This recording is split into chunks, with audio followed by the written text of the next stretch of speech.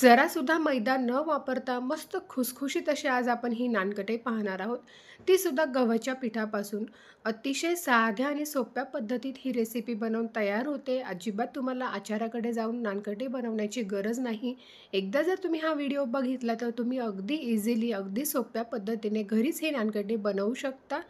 तर तुम्ही इथे पाहू शकता अगदी मस्त खुसखुशीत या नानकट्या बनवून तयार होतात. तेवढ्याच ते बनवायला सुद्धा अतिशय साध्या आणि सोप्या आहे. फक्त जे प्रमाण आहे नानकटे बनवण्याचं ते जर योग्य असेल तर तुमचा पदार्थसुद्धा अजिबात चुकत नाही. तो सुद्धा अचूकच बनवून तयार होतो. आणि इथे आपण अजिबात मैद्याचा वापर करणार नाही आहोत. त्याऐवजी आपण इथे गव्हाचं पीठ वापरलेलं आहे. त्यामुळे अगदी पौष्टिक ही नानकटे बनवून तयार होते. ती सुद्धा आप्पे पात्रात अगदी झटपट तयार होते. चला तर मग वेळ न वाया घालवता लगेचच ही खुसखुशीत अशी नानकटे कशी बनवायची ते पाहूयात. तर नानकटे बनवण्यासाठी घरातल्या कुठल्याही कपाने किंवा वाटीने सर्व साहित्य मोजून घ्यायचं आहे. तर 1 कप इथे मी गव्हाचं पीठ घेतलेलं आहे. त्यासाठी अर्धी वाटी इथे मी बेसन पीठ घेतलेलं आहे. आणि त्यानंतर अर्धी वाटीच्या निम्मे म्हणजे पाव वाटी इथे मी रवा घेतलेला आहे. रवा घेताना आपल्याला एकदम बारीक 0 नंबरचा रवा इथे वापरायचा आहे अशा पद्धतीने. जर तुमच्याकडे अशा पद्धतीचे मेजरिंग कप नसतील तर तुम्ही कुठलीही घरातली एखादी वाटी सेट करू शकता. आणि त्याच वाटीने आपल्याला सर्व साहित्य मोजून घ्यायचं आहे, जेणेकरून आपली जी नानकटाई आहे ती अजिबात बिघडत नाही, अगदी अचूक प्रमाणातच बनवून तयार होते. तर 1 कप गव्हाचं पीठ, अर्धा कप बेसन आणि पाव कप रवा असं हे प्रमाण आहे. तर साहित्याचं प्रमाण तर आपण बघितलेलंच आहे. आता पुढची कृती पाहूयात. तर इथे एक मिक्सिंग बाउलवर मी एक चाळणी घेतलेली आहे. चाळणीने आपल्याला हे सर्व पीठ चाळून घ्यायचे आहे. त्यामध्ये सुरुवातीला काढायचं आहे 1 वाटी गव्हाचं पीठ, त्यानंतर अर्धी वाटी बेसन पीठ. इथे मी रेडीमेडच सम्राटचं जे बेसन पीठ असतं ते वापरलेलं आहे. त्यानंतर पाव वाटी इथे आपल्याला घ्यायचा आहे एकदम बारीक असा रवा. आता नानकटे जरी गोड असली तरी अगदी चिमूटभर यामध्ये मीठ घालायचं आहे, म्हणजे त्याची जी टेस्ट आहे ती अजून छान वाढते. त्यानंतर नानकटाईला अगदी छान मस्त फ्लेवर येण्यासाठी इथे अर्धा चमचा मी वेलची पावडर घालते. त्यानंतर आता आपल्याला खुसखुशीत अशी नानकटे बनवायची आहे. त्यासाठी यामध्ये घालायचा आहे आपल्याला सोडा. तर इथे मी बेकिंग सोडा घेतलेला आहे. पोहे खाण्याचा जो चमचा असतो त्या चमच्याने बरोबर अर्धा चमचा इथे मी बेकिंग सोडा घेतलेला आहे. आता हे सर्व आपल्याला ह्या चाळणीने अगदी व्यवस्थित असं चाळून घ्यायचं आहे अशा पद्धतीने. तर सर्व पीठ आता अगदी व्यवस्थित असं चाळणीने चाळून घेतलं की त्यामुळे जे पीठ आहे ते अगदी मस्त हलकं-फुलकं तयार होतं. छान त्यामध्ये हवा भरली जाते आणि आपली नानकटेसुद्धा अगदी हलकी तयार होते. तर सर्व पीठ चाळून झाल्यानंतर असे काही बारीक कण उरले असतील तर ते आपल्याला टाकून द्यायचे आहे. आणि सर्व पीठ आता इथे चाळून झालेलं आहे. आता हे मिक्सिंग बाउल आहे थोड्या वेळासाठी साईडला ठेवून देऊयात. त्यानंतर इथे मी एक दुसरं मिक्सिंग बाउल घेतलेलं आहे. त्यामध्ये आपल्याला घ्यायचं आहे अर्धी वाटी तूप. तर इथे मी घट्ट तूप घेतलेलं आहे, म्हणजे खूप जास्त घट्ट देखील नाही आणि खूप असं वितळलेलं तूप इथे वापरायचं नाही आपल्याला. अशा पद्धतीचं रवाळ तूप आपल्याला इथे वापरायचं आहे. तर अर्धी वाटी इथे मी तूप घेतलेलं आहे. सर्व तूप आता एका मिक्सिंग बाउलमध्ये आपण काढून घेऊयात. इथे एक गोष्ट लक्षात ठेवायची आहे, तूप घेताना अशाच पद्धतीचं रवाळ आणि थोडंसं घट्टसर तूप आपल्याला इथे वापरायचं आहे. त्यानंतर इथे मी घेतलेली आहे 1 वाटी पिठी साखर. तर अर्धी वाटी साजूक तूप, त्यासाठी 1 वाटी इथे पिठी साखर घेतलेली आहे. आता ही जी पिठी साखर आहे ती आपल्याला ह्या तुपामध्ये अगदी व्यवस्थित अशी सुरुवातीला मिक्स करून घ्यायची आहे.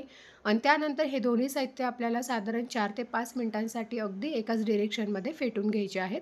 तर इथे मी विस्कर घेतलेला आहे. विस्करच्या मदतीने आता मी हे फेटून घेणार आहे. तुमच्याकडे जर बीटर असेल तर तुम्ही बीटरसुद्धा इथे वापरू शकता. चला तर मग साधारण 3 ते 4 मिनिटांसाठी अगदी एकाच डिरेक्शनमध्ये मी हे तूप आणि पिठी साखर फेटून घेते. जोपर्यंत हे जे मिश्रण आहे ते हलकं-फुलकं होत नाही तोपर्यंत आपल्याला याला फेटून घ्यायचं आहे.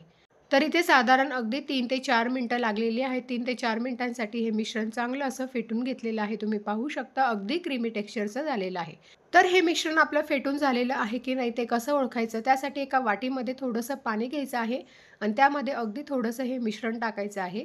हे अगदी लगेच वरती पाण्यावर तरंगलेलं आहे. तुम्ही पाहू शकता, म्हणजे आपलं जे हे मिश्रण आहे तूप आणि पिठी साखरेचं ते अगदी परफेक्ट बनवून तयार झालेलं आहे.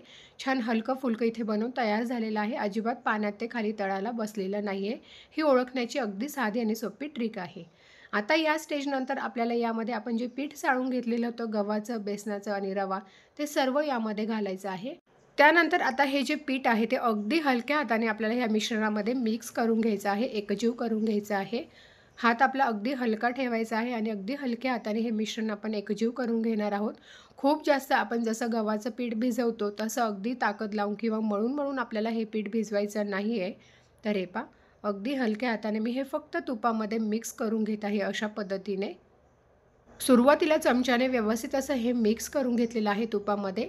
त्यानंतर आपल्याला हाताने आता याचा गोळा तयार करून घ्यायचा आहे. तो सुद्धा अगदी हलक्या हातानेच आपल्याला याचा गोळा तयार करून घ्यायचा आहे. तुम्ही पाहू शकता खूप जास्त ताकद वगैरे लावायची नाही आहे. आता हे जे मिश्रण आहे त्याचा गोळा बनवत असताना तो जर होत नसेल तर अजिबात इथे पाण्याचा वगैरे वापर करायचा नाही आपल्याला. तर इथे तुम्ही पाहू शकता हे जे मिश्रण आहे ते थोडंसं मला कोरडं वाटतंय. पटकन याचा गोळा तयार होत नाही आहे. त्यामुळे एक मोठा चमचा यामध्ये मी साजूक तूप घातलेलं आहे. ते सुद्धा असंच रवाळ साजूक तूप आपल्याला यामध्ये घालायचं आहे. आणि पुन्हा आपल्याला हे पीठ जे आहे ते तुपामध्ये अगदी व्यवस्थित असं मिक्स करून घ्यायचं आहे अशा पद्धतीने. तर इथे आपण सुरुवातीला अर्धा कप साजूक तूप घेतलेलं होतं आणि त्यानंतर आता एक मोठा चमचा साजूक तूप घेतलेला आहे. एवढं इथे तूप आपल्याला लागलेलं आहे. तर हलक्या हाताने आता आपण हे पीठ मिक्स करून घेणार आहोत. तर हे पहा अगदी इझिली आता याचा इथे गोळा तयार झालेला आहे. तुम्ही पाहू शकता मी तुम्हाला तोडून दाखवते. फक्त असं चपातीला जसं भिजतो ताकद लावून तसं आपल्याला हे पीठ भिजवून घ्यायचं नाही आहे. तर आता आपण याची लगेच नानकटई तयार करायला घेणार आहोत. त्यासाठी एक चमचा घेतलेला आहे. चमच्याने आपल्याला हे पीठ घ्यायचं आहे जेणेकरून सर्व ज्या नानकटई आहेत त्या अगदी एकसारख्या तयार होतात आणि हातावर आपल्याला अगदी हलक्या हाताने याचा छान असा एक गोल गोळा तयार करून घ्यायचा आहे. तर इथे एक गोळा तयार झालेला आहे. एका प्लेटमध्ये ठेवून घेऊयात. तुम्हाला जर असे गोल गोल नानकटे तयार करायची नसतील तर तुम्ही गोल गोळा झाल्यानंतर हलकंसं त्याला प्रेस करून घेऊ शकता. म्हणजे छान पेढ्यासारख्या सुद्धा आकाराच्या ह्या नानकट्या बनवून तयार होतात.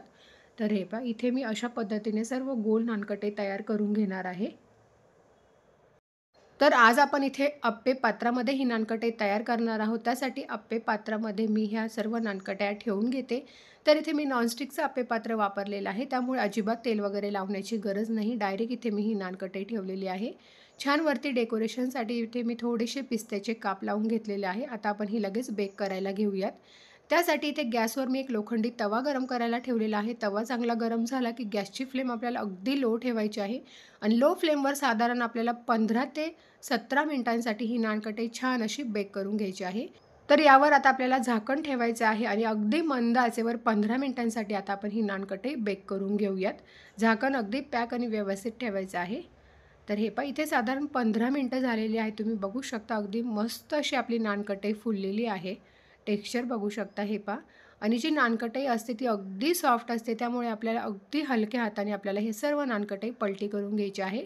आता ह्या स्टेजला आपल्याला गॅस बंद करायचा आहे आणि गॅस बंद झाल्यानंतरच आपल्याला सर्व नानकटई ह्या पलटी करून घ्यायच्या आहेत.